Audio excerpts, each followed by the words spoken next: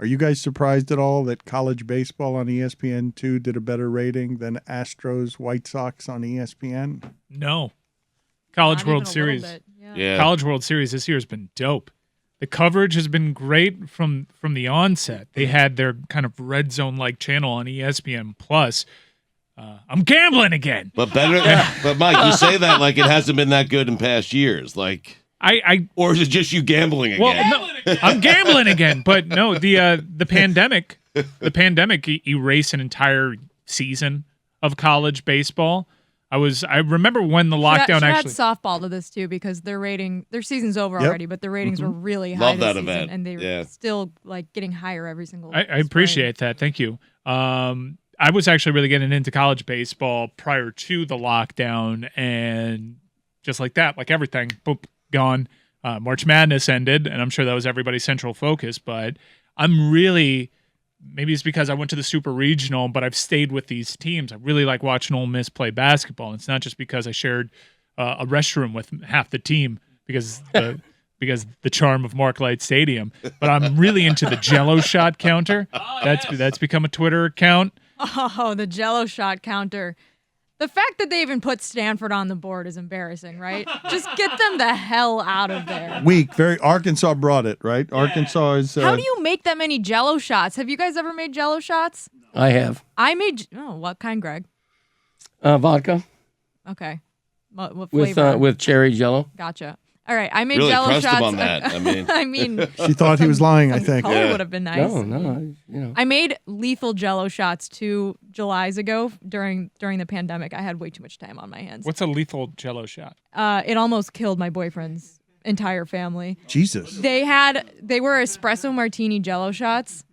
They had like 3 different types of alcohol in them, but they just like tasted like Jell-o shots. Jell-o shots are dangerous. I don't know how you make 2,000 of them. I mean, if you tally up all the numbers on this Jell-o shot counter, it's in the thousands, right? How do you have the fridge space for that is my question. Do they have several refrigerators? How are they even doing this?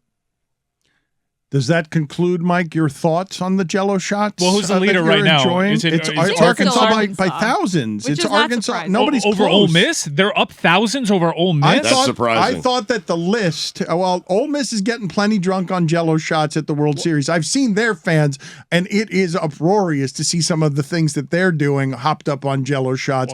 But I thought the Arkansas fans are the wildest. That's the fans that grabbed the live raccoon out of the stands. And probably brought it as well. I'm sure it's a rally raccoon. I knew Ole Miss was going to bring it because Mississippi State's recent success at the College World Series and viral success of being atop that leaderboard. And the Rebs aren't going to let Mississippi State have that banter. So I knew that they were going to bring it in Omaha, but not to be denied, Arkansas and Razorback Nation. I thought Arkansas was atop the Jell-o shot leaderboard in a way that not just embarrassed Stanford, but embarrassed all drinkers, all historically proud partiers. I thought what was shown by Arkansas is, yes, we'll bring a raccoon to the party and we will drink you under the table. And also, we will ping you to death with our bats as well. Now, we can't be that far away from a new update from the Jell-o Shot Challenge, but the current table has Arkansas top with just under 7,400 Jell-o shots over the course of the College World Series. Ole Miss just under 6,000. So Arkansas has put some distance between themselves and the Ole Miss fans. Bringing up the rear is Stanford with 173 Jell-o shots consumed. Andrew Luck, Stanford. It just yes. There were 2 other sports stories that we skipped past this week that I regret skipping past. We should also say happy trails to Auburn's baseball team. Not the baseball team, but just one player specifically, Sonny DiChiaro. I don't know if you guys have watched this guy, the great Hambino. You are gambling again. I'm Jesus. gambling again. The great Hambino is wonderful. That's awesome. He's a big boy and he mashes. And I've really liked watching college baseball, and I'm into this game, this College World Series. I had Ole Miss Arkansas on one of my TVs yesterday because I'm gambling again. It's from the sound of the call, Carl Ravitch was also gambling again because Ravi. I love it when you can tell. It's a little game I like to play when the sound's not on mute. Put it on the poll at LeBatard Show. Is one of your favorite games trying to figure out if the sports broadcaster is gambling on the game? I will say, to get back to your original point, which is that the College World Series outrated Major League Baseball, I think this is one of the unique things about American culture, that people feel a greater affinity to their university team than to their professional sports team. I have spoken to people who don't live here, and they are utterly perplexed by why when I work in a building where there's like a bunch of soccer games being done, and an English guy came up to me, he's like, why does everyone care about this March Madness thing? I don't understand. So there's a worse version of basketball than the NBA being played, and everyone can't stop watching it. I don't understand this for the life of me. University sports, intercollegiate athletics is a completely foreign concept to the rest of the world, and I actually think that's kind of cool. I actually don't think that college baseball is a worse form of the sport. Yes, there is a huge talent discrepancy. You can just look at the MPH to know exactly what the difference is between majors and college ball. But the style of play, the fact that you see bunting, sometimes very puzzling bunting directed at the pitcher, the fact that there is still small ball tactics, and I just love the game of college baseball, and it was because of what it tapped into. My loyalty to the University of Miami. Well, it's greater than regional pride. Like the greatest things in sports, emotions, right? If it's the emotion business, patriotism ends to be number one in the identity politics of sports. This is number two. The allegiance to some sort of, wait a minute, I grew up there. That's my college years. Everybody. I got so many student loans going to this place. They better win a goddamn college baseball game. Were you really into it with Notre Dame? Oh yeah, devastated when they lost the other day to Texas A&M. But they had such a good series, Dan. That win over Tennessee last Sunday. They beat the best team in the sport. Forever. I mean, and you just got there that game, proud right? Of the lads. You just carried that game. Cared so much. Most of the best teams didn't get there. It's the stakes, though. That's why the ratings are higher, right? But it's not just what they're talking about here. Well, the United States is gambling again. Legalized sports gambling, and also the College World Series and Twitter may be helping with this. It feels like a party. It feels like a really fun. That's what I think baseball's really kind of lacked. That it's slow to move with the times. It's kind of shying away from the party aspects that maybe soccer culture kind of embraced and picked up some fans along the way. College baseball feels small towny. It feels like a party sometimes. It's of a different era when you're watching it. It's in Omaha, for heaven's sake. You guys, you mentioned soccer, and I wanted to ask Cody and Whittingham and Mike Ryan this question because I didn't feel when I read this like this should be 5th or 6th headline on ESPN.com, but it was. And I read it, and the story was not helpful in giving me more details that I craved on. Why isn't this a bigger story? It seems like it should not be 5th or 6th on the news stream. Maradona's eight doctors and nurses tried for homicide. Yeah. I thought to myself, well, Woody and Mike and Cody must have opinions on this. What do you mean the people who were caring for Maradona, that they might risk 8 years in jail because of homicide? I'd like some more details on this story. I don't know what the evidence is or what it suggests. I imagine they'll have their day in court, a day in court that probably wouldn't be reserved for other victims if there was something that went wrong in Argentina, but he is the most famous person in the history of that country ever. And he had one of the most famous drug problems that we've ever seen. He certainly had health problems going into that, and he wasn't great to his body over the years. Is the video real of him having coke on the field supplied to him by an assistant coach, where the video looks like that's something that was happening? His drug problem was legendary. The video's out there. I wouldn't be surprised if it were true based on everything I've read about Maradona. I think the reason it isn't a bigger story is that it's not a sudden story. It's one that's evolved ever since he died. There have been these rumors, the speculation, the reports that there's something wrong about the way he died and who's implicated and who's involved, and there's more to the story. So this feels like an evolution of something we've been hearing about for a few years. Shouldn't this be a giant story, though, is my point being? Wrongful death trials, that's usually not an attention grabber because you've already been dealt with the loss, and these things take a really long time to gather evidence for and bring a case. By the time that the news pops up that there's a wrongful death suit and possible charges brought against people, you've mourned for, in some cases, several years. So it doesn't change anything, right? It may change something for the family of the deceased, but I think the news to me is not that charges are being brought, that people are being implicated, but that the charge is homicide. That's murder. That's correct. That means you're trying to. I could have seen negligence charged on the medical. You're talking about 8 year. You're talking about 8 year possible prison sentences. Yeah, and it seems as though it stems from the fact that they sent him home, even though he was recovering from a brain operation, and he was meant to be taken care of at home, and I guess not satisfactorily. I don't want to speculate about the Argentinian criminal system or what the charges bring up here, but I do think that the context here is just the emotional weight of what Diego Maradona means to that country. Like, he means something there that he is a controversial figure that you mentioned his cocaine problem and a god, he is, a god. But there, as you said, he is a demigod. He is someone who, when he passed, the entire nation mourned, thinking about how he won them the World Cup in 1986 and thinking about his impact taking the Argentinian game to Europe and being the greatest ambassador probably for that sport that they've ever had. Now, until Messi. You feel like it should be like the top headline? Like, what do you? I just wanted more information, and I wanted to. I was merely. It was a curiosity to me to learn that these few sparse details were something that weren't being consumed by more people, given what that name means and the amount of time we have spent around here talking about it's not necessarily the crime, it's the criminal, it's the fame of the criminal, and now I'm putting his doctors in the mix. The other sports story that made its way into the stream this week that I was negligent in not covering just because I think it has a lot of interesting aspects to it is Tom Brady. Now, Fred Taylor, I love how all of these athletes have realized that there's money in the podcast game and that their access has value. And Brandon Marshall has a popular podcast that is broken around. He told us broke up over money because Fred Taylor and Channing Crowder wanted some of what it is he's building. Now they're with Ryan Clark, and The Pivot did Mike Tomlin interview this week that was very good. And Fred Taylor said that Tom Brady, I think it was Fred Taylor who said it, that Tom Brady would come around rookie tables and just show up and order $5,000 bottles of wine, 2 or 3, take a sip and leave because that was rookie hazing.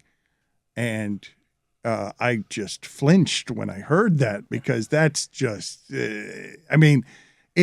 I have never objected to any of the kinds of hazing in sports. Just growing up around, this is a thing that happens, even though I probably should have been objecting to a lot of them. But hitting a rookie, like that's maximum asshole move to hit a rookie with a $70,000 to show him how much stronger you are than him, that you can just show up and put a $15,000 tab on his bill and just take a sip of the wine. If you are indeed doing that, if that story is true, that's kind of maximum asshole stuff.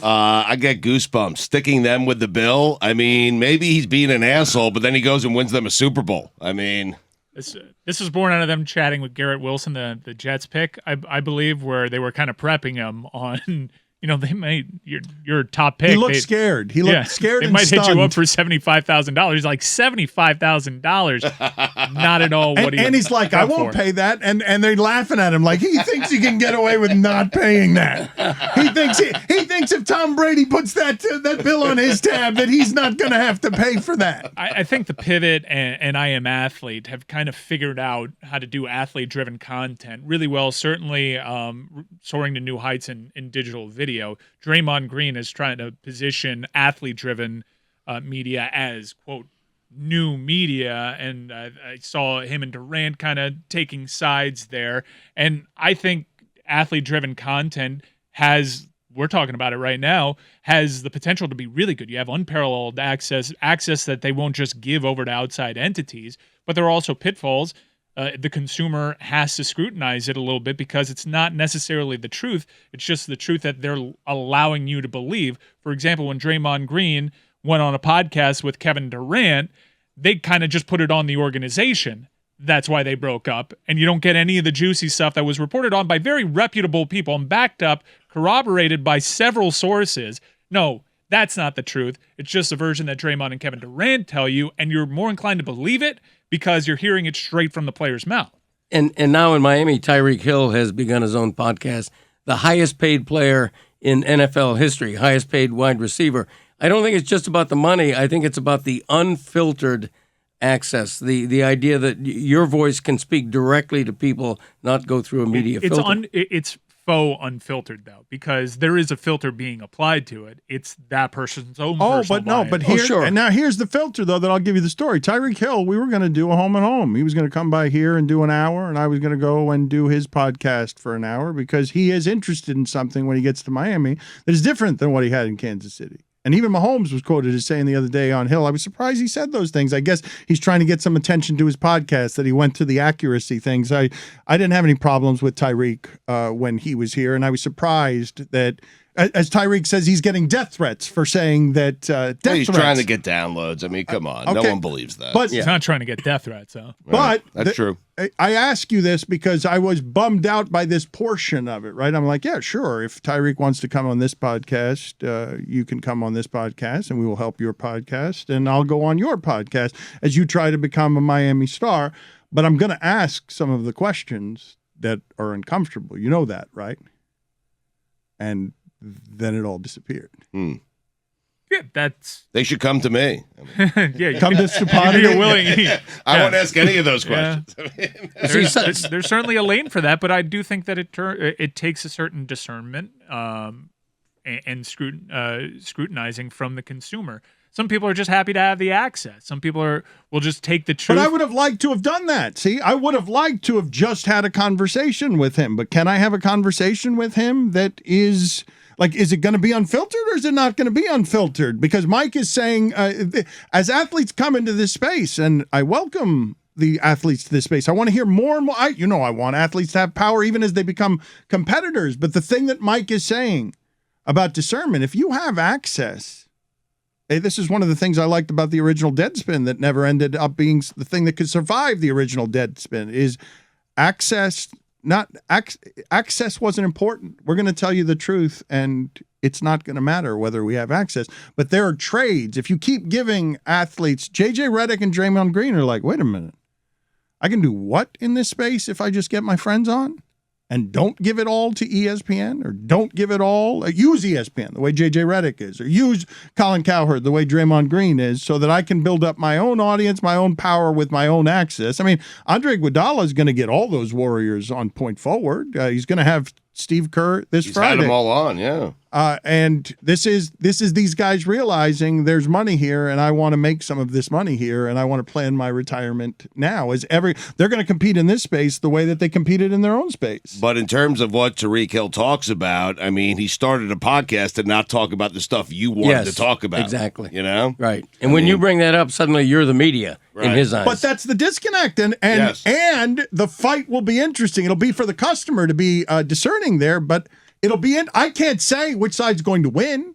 I prefer winning time. But Magic Johnson's on Apple, and he gets to sell his thing the way, I don't know whether it's making an impact or not, but there's going to be a 10-part series on Apple of the Patriots, and they're all going to tell their story their way. That's not going to have what you need. What I think documentaries should have is like, well, where's the truth from all angles? Or what I want from my entertainment is some form of authenticity, but it can just be their authenticity presented to you the way they wish to present it. But then I'm watching in Hollywood, I get the whitewashed version of Will Smith winning the Oscar on what I know to be a Serena and Venus story that was a hell of a lot more interesting than the one they told for Hollywood. They told that Serena and Venus told their version of how they view their father through Will Smith. And I'm like, man, that story racially is a lot more interesting than the way that they told it.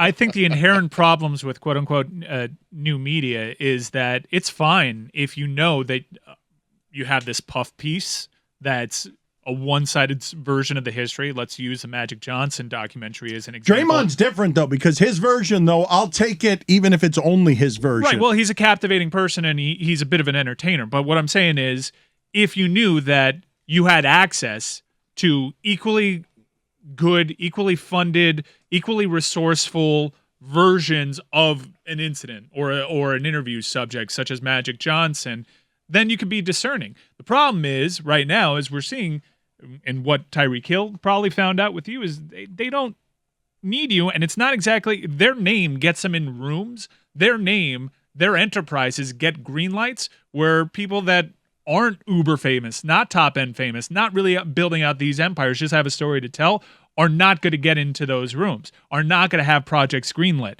I assure you, Peyton Manning wasn't the first person that said, what if we did Jenga as a game show, but bigger?